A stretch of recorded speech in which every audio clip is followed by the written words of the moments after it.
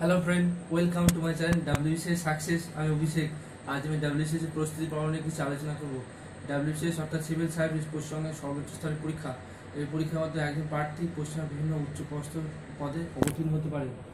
WBCS এর তিনটি পর্ব রয়েছে: প্রিলিমস বা প্রারম্ভিক পর্ব, মেন্স বা মূল পর্ব এবং সর্বশেষ ইন্টারভিউ বা অন্তিম পর্ব। এই তিনটি পর্ব অতিক্রম করলে একজন প্রার্থী ডাব্লিউবিসিএস এর বিভিন্ন পদে অবতীর্ণ হতে পারে। ডাব্লিউবিসিএস এর প্রধানত চারটি ভাগ রয়েছে: এ, বি, সি ও ডি, চারটি গ্রুপ। এ বি গ্রুপের জন্য ইন্টারভিউ বাদে 1600 নাম্বার নির্ধারণ করা হয়েছে এবং সি ডি গ্রুপের জন্য 1200। প্রথমে প্রিলিমসের কথা আসি। প্রিলিমসে 200 নম্বর মার্কস থাকে, যেটিকে 8টি ভাগে ভাগ করা হয়েছে। তার মধ্যে রয়েছে English composition, Indian history and Indian national movement, Indian geography, Indian polity, Indian economics, Indian national movement with current reference to current affairs, general mental ability and general science। এই ছিল প্রিলিমসে। এবার মেন্সের কথা আসি।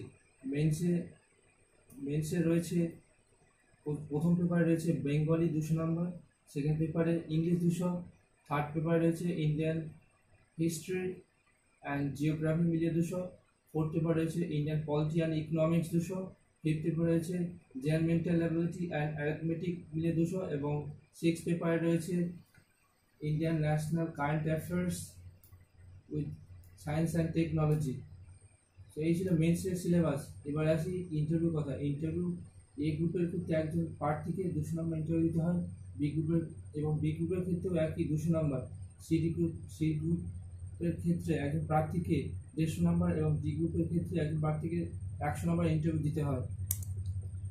এবার আসা যাক সিলেবাসের কিছু বই বিস্তারিত আলোচনা বিষয় নিয়ে। প্রিলিমসের ক্ষেত্রে প্রথমে বলি। প্রিলিমসে প্রথমে রয়েছে ইংলিশ কম্পোজিশনের সিলেবাসগুলো যে সেগুলো আমি বিস্তারিত আলোচনা করব। ইংলিশ কম্পোজিশনের মধ্যে রয়েছে synonyms and antonyms, idioms and one word substitution, vocabulary test, phrasal verb, homophones, fill in the qualifying words. এই ছিল ইংলিশ কম্পোজিশনের সিলেবাস। এবং এরপরে আছে জেনারেল সায়েন্সে রয়েছে general appropriation, understanding of science, matters of everybody, observation, experience as expected from an educated person not having made special studies of scientific disciplines। এবং এর পরবর্তী আসি current event and national and international importance. এগুলো হচ্ছে significant events affecting India and it's relation with the ওয়ার্ল্ডের সঙ্গে সম্পর্ক যেটা। হিস্ট্রির ক্ষেত্রে রয়েছে তিনটি ভাগ রয়েছে: অ্যানসিয়ান্ট, মেডিভেল অ্যান্ড মডার্ন। জিওগ্রাফির মধ্যে রয়েছে physical geography, social geography and economic geography. Indian polity and economics. Indian পলিটির মধ্যে রয়েছে Indian constitution, panchayati raj, constitutional bodies. Indian national movement মধ্যে রয়েছে nature and character of 19th century resurgence এবং গ্রোথ অফ ন্যাশনালিজম। তারপর হচ্ছে attainment of independence, general mental ability, যেটাকে আমরা জিআই বলে জানি। জিআই মধ্যে রয়েছে লজিক্যাল রিজনিং এবং কমন অ্যাপটিটিউড রয়েছে। এই ছিল প্রিলিমসের সিলেবাস।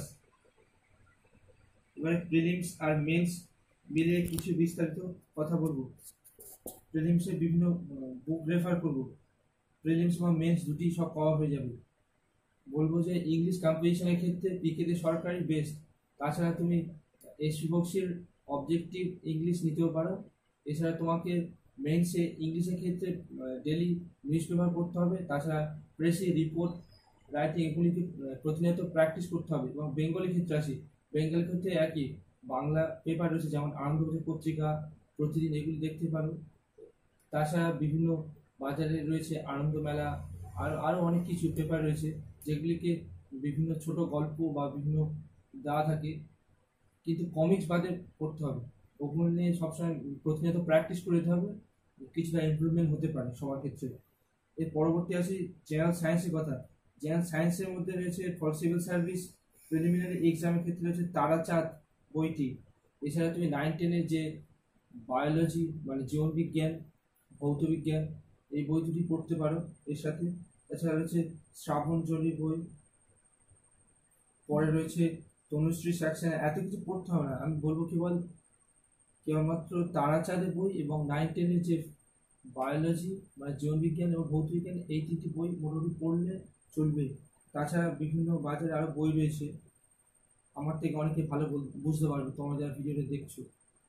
পরবর্তী আসি, টু ইনক্রিজ ইউর জেনারেল সায়েন্সে বাড়ানোর জন্য knowledge, you may read any science reorganization publish by MTG পাবলিশারের দ্বারা বই যেগুলো রয়েছে। এরপর আছে কারেন্ট ইভেন্টসের ক্ষেত্রে। কারেন্ট অ্যাফেয়ার্সের ক্ষেত্রে আমি একটাই কথা বলবো যে তোমরা বিভিন্ন ডেলি নিউজ পেপার দেখো, যেমন হিন্দু, এছাড়া তোমার বাংলার মধ্যে রয়েছে কর্মসংস্থান, কর্মক্ষেত্রে, এগুলি। এছাড়াও একটা ওয়েবসাইটের নামগুলো যেটাতে তুমি daily, weekly and monthly current affairs যেটাতে পাওয়া যায়, স্বপ্ন.in, ওখান থেকে খুব ভালো হেল্পফুল ওই ওয়েবসাইটটা। গুগল গিয়ে সার্চ করলে পাওয়া যাবে ওখানে সব কিছু।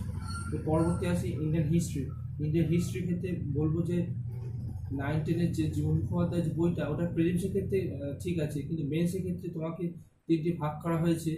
তার মধ্যে বলবো হিস্ট্রির ক্ষেত্রে কৃষ্ণ রেড্ডি বইটা আর তোমার হচ্ছে পুনান্দলা দাহিয়া, এই দুটো বই মোটামুটি পড়তেই হবে তোমাকে সবাইকে কম বেশি করে। এছাড়া অ্যানসিয়েন্ট অ্যান্ড মেডিভাল বা পুনাম দালালের বই এবং স্বদেশ সভ্যতা, যেটা ছিল জীবন মুখোপাধ্যায়ের বই। এছাড়া তোমাকে 9-10-11-12 এনসিআরটি বুকসটা মাস্ট পড়তে হবে। এরপরে আসি ইন্ডিয়ান জিওগ্রাফির ক্ষেত্রে বলবো, প্রথমেই বলে রাখছি ইন্ডিয়ান জিওগ্রাফি হচ্ছে কার্তিক চন্দ্র মন্ডল ইজ বেস্ট, বাট মেন্সের জন্য তোমাকে মাঝি দেশের বইটা অবশ্যই পড়তে হবে।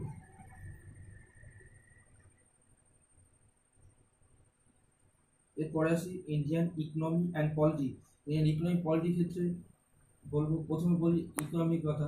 ইকোনমিকে তুজাম্মেল হোসেনের বই, বেঙ্গলি ভার্সনের বইটা মোটামুটি পড়লে, তারপর যদি পারো তো পড়তে, তো রমেশ সিংয়ের বইটা কিনে পড়তে পারো।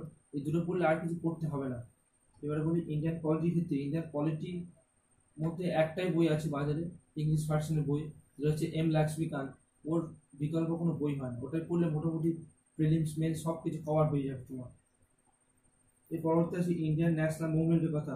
ইন্ডিয়ান ন্যাশনাল মুভমেন্টের ক্ষেত্রে বলবো স্পেকট্রাম পাবলিকেশনের সাজি বাইরের যে বইটা রয়েছে, এছাড়া এনসিআরটি বুকসগুলিও ফলো করতে পারো 9-10-11-12 সিলেবাসে। এর পরবর্তী আছে মেন্টাল অ্যাবিলিটি, যেটাকে আমরা জিআই বলি, এবং তার সাথে রয়েছে অ্যারিথমেটিক রয়েছে। এর ক্ষেত্রে আর.এস. আগারওয়াল বই বেস্ট। এছাড়া বলতে পারো যে কেউ যদি মনে করে যে প্রিলিমস এবছর পাস করবে, 2021-এ প্রথম পাস করতে চাও, তাহলে প্রথমে সবাইকে বলবো যে 9-10-এর যে পুরনো সিলেবাসের বইগুলো ছিল, যেমন হিস্ট্রি, জিওগ্রাফি, তারপরে বায়োলজি, ফিজিক্সের বই 4টে কিনে অবশ্যই পড়তে হবে তোমাকে। তার সাথে WBCS প্রিলিমসে পাস করার জন্য ছায়া প্রকাশনীর যে বইটি রয়েছে, ওটা খুব অত্যন্ত হেল্পফুল, ওটা পড়লে মোটামুটি পাস হয়ে যাবে তোমার। কিন্তু মেন্সের জন্য তোমাকে আলাদা ভালোভাবে প্রিপারেশন নিতে হবে। এবার মূল কথা বলি যে প্রথমে যে ভাবছো যে প্রিলিমস পাস করে তারপর মেন্সে পরীক্ষা দিয়ে পাস করবো, এই ধারণাটা সম্পূর্ণ ভুল। কারণ প্রথমে তোমাকে মেন্সের জন্য একেবারে পাকাপোক্তভাবে তোমাকে তৈরি হতে হবে, না হলে প্রত্যেকবারে তুমি প্রিলিমস পাস করে আর মেন্সে গিয়ে ঘাবড়ে যাবে, পরীক্ষাতে বসতে ভালো লাগবে না বা পাসও করতে পারবে না। তো ফ্রেন্ড, বলতে চাই যে একবার মেন্সের জন্য প্রস্তুতি নিলে তোমার প্রিলিমস হেসে খেলে পাস করে যাবে প্রত্যেক বছর। সো আমি কিছু ফ্যাক্টের কথা বলবো যেগুলি একজন WCS প্রার্থীকে অবশ্যই পালন করতে হবে, যেগুলি ছাড়া WCS পরীক্ষা সাকসেস পাওয়া খুবই মুশকিল। সেগুলি হলো যে নো ইউর সিলেবাস সম্বন্ধে পুরোপুরি বিস্তারিত ভালোভাবে জানতে হবে। সেকেন্ড হচ্ছে টাইম ম্যানেজমেন্ট, তোমাকে সময় বার করে নিয়ে রুটিন মাফিক বা যখন পড়তে ভালো লাগে মোটামুটি পড়তে হবে। কারণ CGL বা ওগুলির ক্ষেত্রে ম্যাথস, ইংলিশ এগুলি প্র্যাকটিস করলে হয়ে যায়, কিন্তু WCS সিলেবাসটা অনেক বড়, তো তাই তোমাকে ভালোভাবে সারাদিন পড়তে হবে। যেমন history, geography, Indian economy, polity, অনেক সিলেবাস রয়েছে, হিউজ সিলেবাস, ওই জন্য তোমাকে প্রচুরভাবে পড়তে হবে। আরেকটা হচ্ছে রেগুলার রিভিশন দিতে হবে। যে পড়াটা তুমি আজকে পড়ছো সেটা ফের তারপরের দিন সকাল উঠে মনে করে লিখতে হবে যে আমি আগের দিন এগুলো পড়েছিলাম। তারপরে হচ্ছে তোমার স্যাম্পল টেস্ট পেপার, মানে বিভিন্ন বাজারে চলতি বহু ম্যাগাজিন বার হয় বাংলা ক্ষেত্রে, যেমন বলতে পারি যে কম্পিটিটিভ সাকসেস, তারপরে আরও রয়েছে যেমন পরীক্ষা প্রস্তুতি, কর্মসংস্থান, অ্যাচিভার্স, এগুলো নেওয়া যায়। মোটামুটি এগুলো করলে প্রিলিমস কভার হয়ে যাবে। এছাড়া তো মেন্সের অনেক বই রয়েছে বাজারে। পরবর্তী বলবো যে মেক শর্ট নোট, মানে যে কোনো জিনিস পড়লে, ইতিহাস বলো, জিওগ্রাফি বলো, পলিটি বলো, ইকোনমিক্স বলো, যাই বলো, যেটা পড়লে সেটা সম্বন্ধে কি বুঝলে সেটা নিজের ভাষায় নোট সেটা বানিয়ে নাও, তাতে তোমার সুবিধা হবে পরবর্তী ইমপ্রুভমেন্ট করার ক্ষেত্রে। এরপর হলো practice previous year question paper, মানে ডাব্লিউবিসিএস এ বিগত 10-20 বছরে যা কোশ্চেন পেপার পড়েছে সেগুলি মোটামুটি সব মুখস্থ করে নাও, মানে ইংলিশটা আর ম্যাথসটা বাদে। কারণ ইংলিশ তোমাকে প্র্যাকটিস শুধু মুখস্থ করলে হবে না, তো ইংলিশে তোমাকে শিখতে হবে। সে পরবর্তী ক্লাস আমি তোমাদের ইংলিশ নিয়ে আলোচনা করব, আজকে শুধু ডাব্লিউবিসিএস সিলেবাস নিয়ে আলোচনা করছি। যাই হোক, এরপরে বলছি এর সিলেক্ট রাইট অপশনাল সাবজেক্ট। তোমাকে অপশনাল এবি গ্রুপের সিডি গ্রুপের কথা বাদ দিলাম, যারা সিডি গ্রুপে শুধু পরীক্ষা দেবে তাদের ঠিক আছে, কিন্তু কেউ যদি বলে যে এবি গ্রুপে আমি এক্সিকিউটিভ পদে অবতীর্ণ হবো, তাকে অপশনাল সাবজেক্ট হিসেবে ভালোভাবে কিছু সাবজেক্ট আছে, যেমন বলছি যে যেমন অ্যানথ্রোপোলজি, হিস্ট্রি, জিওগ্রাফি, এই সবগুলো স্কোর পাওয়া যায়। সো তোমরা এর মধ্যে চুজ করতে পারো একটা সাবজেক্ট। এরপর আছে to your answer writing for মেন্সের জন্য, মানে প্রথম থেকে মেন্সের জন্য তোমাকে প্রস্তুতি নিতে হবে, নাহলে তুমি ভালোভাবে প্রিপারেশান প্রিলিমসের জন্য যতবারই নাও মেন্সে গিয়ে আটকে যাবে।